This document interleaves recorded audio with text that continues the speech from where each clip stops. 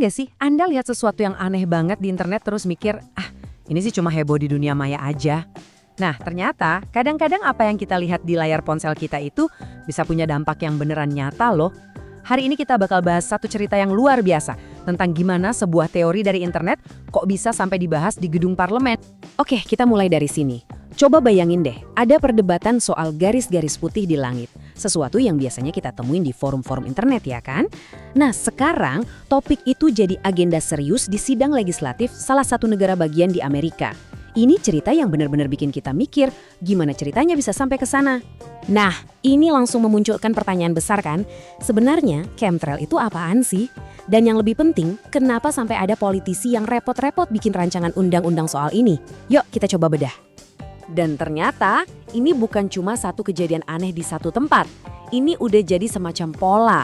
Beberapa negara bagian lain juga mulai mengambil langkah legislatif yang sama, berdasarkan gagasan yang sama. RUU-nya punya tujuan yang mirip-mirip, menandakan ada tren yang lagi berkembang di sana. Oke, biar kita paham gimana ceritanya bisa sampai sejauh ini, kita harus lihat dua penjelasan yang, beda banget soal garis putih di langit itu. Di satu sisi ada penjelasan dari dunia teori internet, di sisi lain ada penjelasan dari dunia sains. Nah, disinilah letak inti permasalahannya.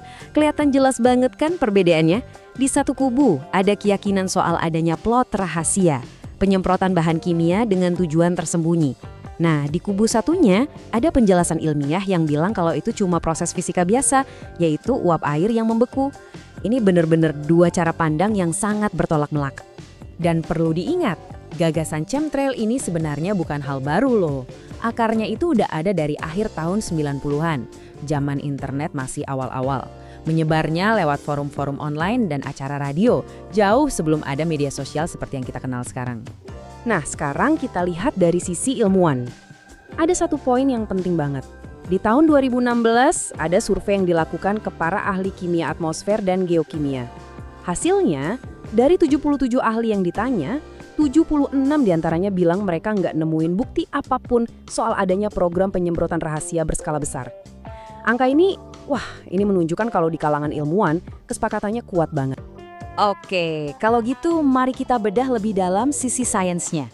Sebenarnya apa sih kata para ilmuwan tentang yang terjadi di atas sana di ketinggian puluhan ribu kaki itu? Nah, lihat deh gambar ini. Jejak yang kelihatan keren ini, inilah yang disebut ilmuwan sebagai contrail. Itu singkatan dari condensation trail atau jejak kondensasi. Simpelnya, ini tuh semacam awan es buatan manusia. Jadi bukan bahan kimia aneh, tapi cuma air yang membeku karena kondisi di atas sana yang super spesifik. Supaya contrail ini bisa terbentuk, ada dua bahan utama yang dibutuhkan. Yang pertama namanya inti kondensasi. Gampangnya gini, anggap aja ini partikel-partikel super kecil, kayak debu atau jelaga dari mesin pesawat, yang jadi tempat bagi uap air buat nempel dan membeku. Prosesnya sebenarnya cukup sederhana, cuma 3 langkah. Pertama, mesin pesawat ngeluarin uap air yang panas dan lembab. Kedua, uap air ini langsung ketemu dan bercampur sama partikel-partikel tadi. Nah, langkah ketiga, karena udara di ketinggian itu dingin banget, uap air itu langsung membeku di sekitar partikel tadi. Jadilah awan es panjang berbentuk garis. Oke, mungkin ada yang bertanya, kalau semuanya cuma es, kok ada jejak yang hilang cepet banget, tapi ada juga yang awet sampai berjam-jam?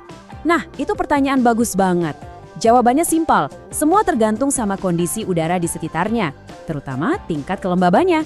Jadi, kuncinya bukan di jejaknya, tapi di udara. Coba kita lihat perbandingannya. Di udara yang kering, jejak es itu bakar cepet banget menguap, hilang gitu aja. Kenapa? Karena nggak ada cukup uap air di udara buat menopang dia. Sebaliknya, kalau udaranya lembab, jejak es ini bisa bertahan lama banget, bahkan bisa menyebar dan jadi kelihatan kayak awan tipis. Oke, kita udah lihat sisi teorinya, kita juga udah lihat sisi sainsnya. Sekarang, pertanyaannya balik lagi. Gimana ceritanya sebuah teori dari internet bisa loncat jadi RUU yang nyata?